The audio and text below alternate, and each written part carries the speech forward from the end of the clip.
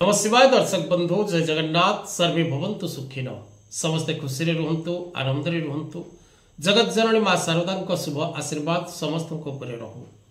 दर्शक बंधु आज कार्यक्रम मध्यम आम आलोचना करबा वर्ष 2025 अक्टोबर मास किपरि रहिबो प्रत्येक तुला राशि तुला लग्न नाम राशि रे तुला व्यक्ति विशेष मान को पाई।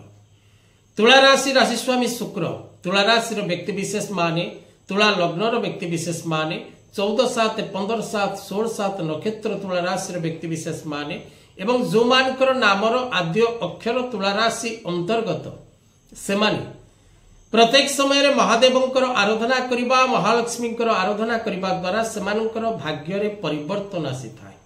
तुला राशि शुभ रंग धला तुला राशि व्यक्ति विशेष मान को पई विशेष करी जदि आपण प्रत्येक दिन श्री सूक्तर पाठ करंती एवं आपण महालक्ष्मी अष्टविनायक जंत्र धारण करती जदि अष्टलक्ष्मी जंत्र धारण करती बेनिफिट पाइबे जदि अष्टविनायक जंत्र धारण करती तेबे मध्य बेनिफिट पाइबे।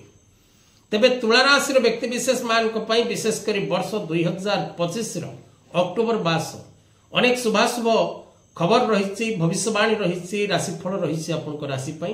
तेबे कौन रही आपन पई भविष्यवाणी आसंतु जानिबा।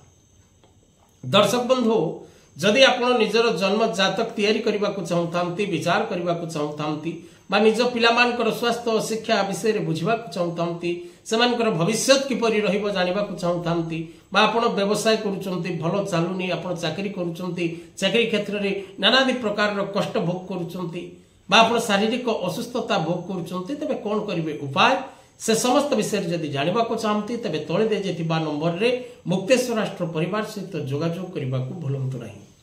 तेबे दर्शक बंधु विशेष करी वर्ष 2025 अक्टोबर मास प्रत्येक तुला राशि होइथिबा भाई भौणी माने जो माने व्यापार क्षेत्र रे अछंती ता आपनकर छोट व्यवसाय हेथौ बा बड़ व्यवसाय हेथौ जेकोसी व्यापार आपण करूथांतु ना काहे कि व्यवसायिक क्षेत्र रे आपण को पूर्ण सफलता प्राप्तिर जोग रहिछि। जो माने share market trading export input real estate stock market आदि रे पूंजी निवेश करूचंती बा जो माने ऑनलाइन व्यवसाय करूचंती ऑफलाइन व्यवसाय करूचंती जो माने सोशल मीडिया रे एक्टिव अछंती जो माने मीडिया सेक्टर रे अछंती जो माने एडमिनिस्ट्रेटिव सेक्टर रे अछंती जो माने लॉयर सेक्टर रे अछंती एक्टिंग सेक्टर रे अछंती प्लेयर जो माने खिलाड़ी बा जो माने जनसेवा कार्य रे निजको नियोजित करिसंती सेमानक पई समय अत्यंत शुभप्रद रही।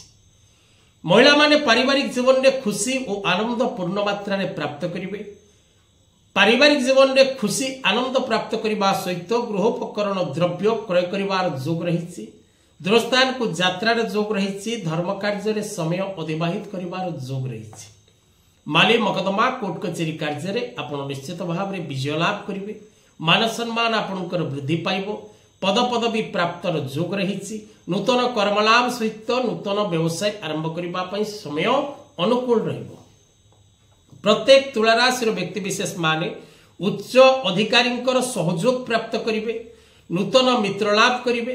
वैवाहिक दाम्पत्य जीवन सुखमय रहिबो। शत्रु माने आपनक निकट रे नतमस्तक हेबे एवं विशेष करी आर्थिक स्थिति रे आपनकर बहुत सुधार आसिबो। ऋण परिशोध करिवार जोग रहिछि। भूमि भवन वाहन क्रय विक्रय करिबा पई समय उत्तम रहिबो। प्रेमिक प्रेमिका मान को पई समय शुभप्रद रहिबो। छात्र छात्री माने जो माने शिक्षा क्षेत्र रे अछंती सेमानक पई समय अत्यंत शुभपूर्ण रहिबो।